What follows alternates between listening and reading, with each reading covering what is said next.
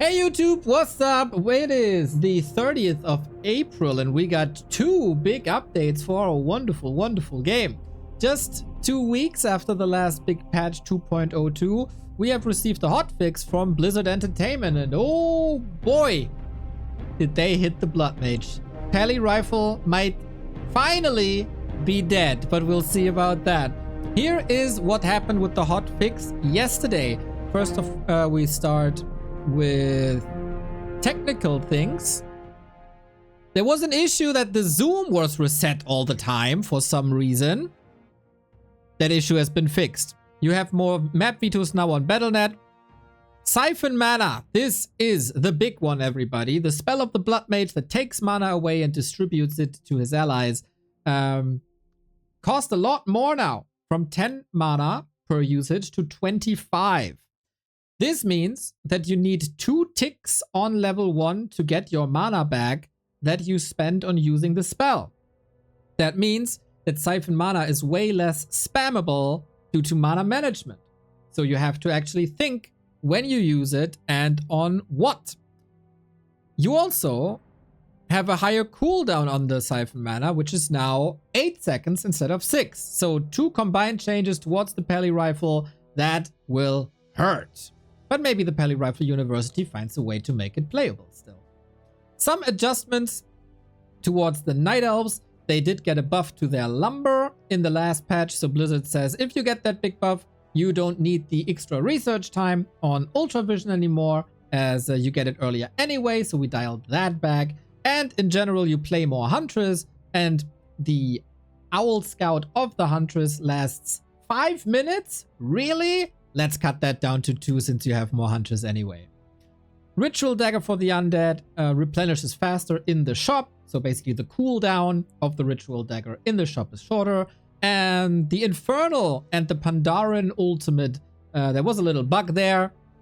Blizzard wanted to reduce the damage that creep Infernals did.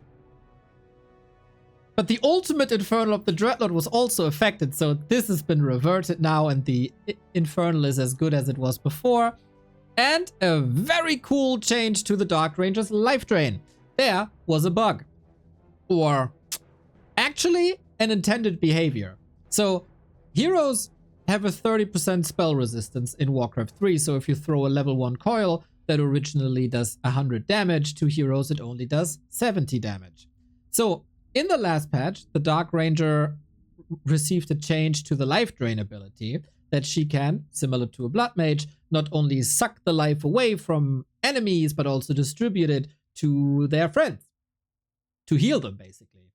Unfortunately, the hero resistant made it so that only 70% of that HP was converted.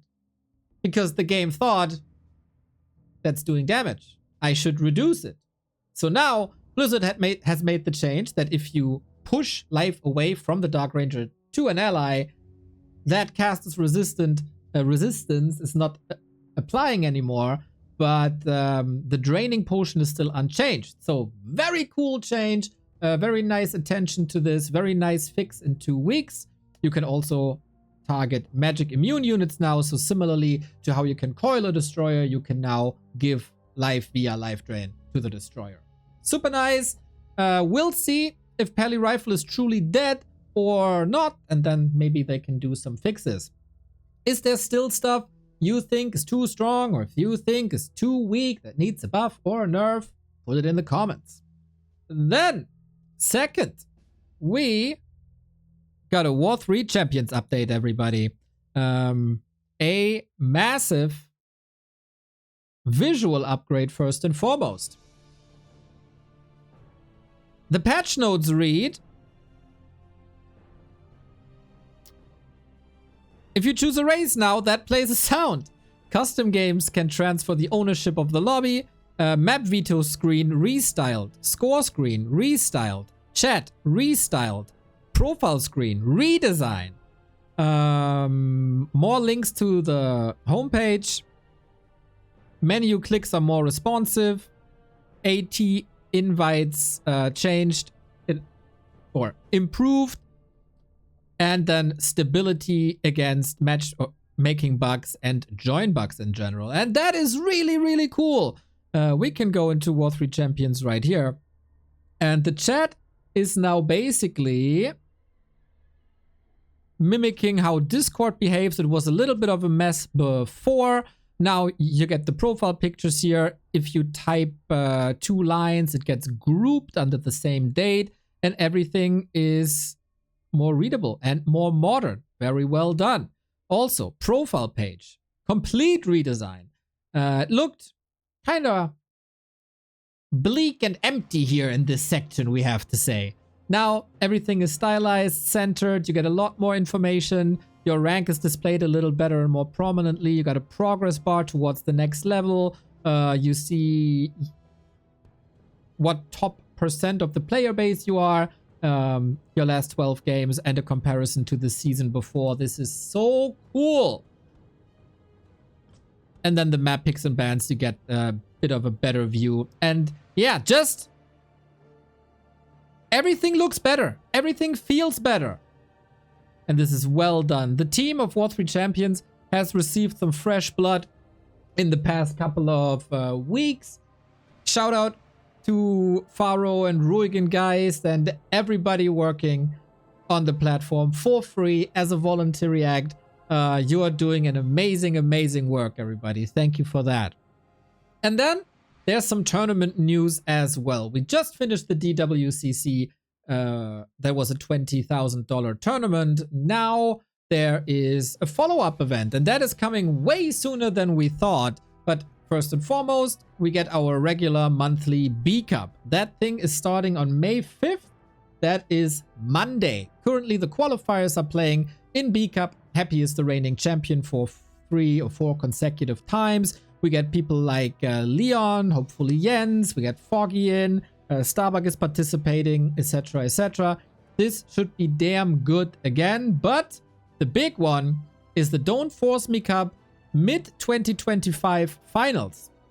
We got 2 very generous sponsors in China, Boss T and Hai Tun Tun. They joined forces for a $20,000 tournament. That is the Don't Force Me Cup finals. It's gonna be hella good. The players already confirmed are the current reigning Dolphin champion in Fortitude, Infi Sock, Focus Lin, of course, 120 Happy and Labyrinth, Kaho, Lawlight, and Moon, and Starbuck for the multiple races. Plus, there's a qualifier where people can join them to make it 16 players. We will, of course, be casting that. It's gonna be freaking fantastic. So after the Dolphin main event, we get more. And I can tell you that we are planning to run the next edition of the W3Champions finals in early July. The season is ending maybe a week before, and then the first 2 weekends of July will be W3Champions finals. That is then exactly 3 months after the last W3Champions finals, and I think that is a pretty good rhythm.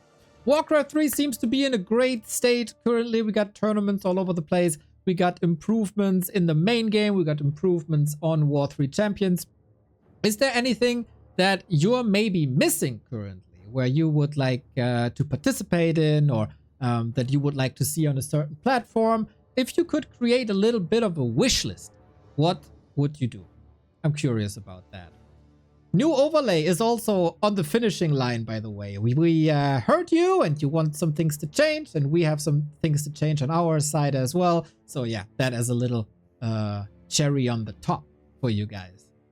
Thank you for watching. If you like to support us, hit the subscribe button, write a comment, boost us in the algorithm, follow us on Facebook, Twitter, Instagram, etc., etc. I'm stalling for the 10-minute mark, everybody, and I'm not even shy about that. And I have to fill 40 seconds. So I have to say, I'm shamelessly waiting 30 more seconds for this video to end. In the meantime, you could maybe queue another Warcraft game, or write a comment, or go to Reddit and complain about that. I see some XDs in the chat already. People are laughing. Hey, hi chat. Say hello to YouTube chat. Be nice.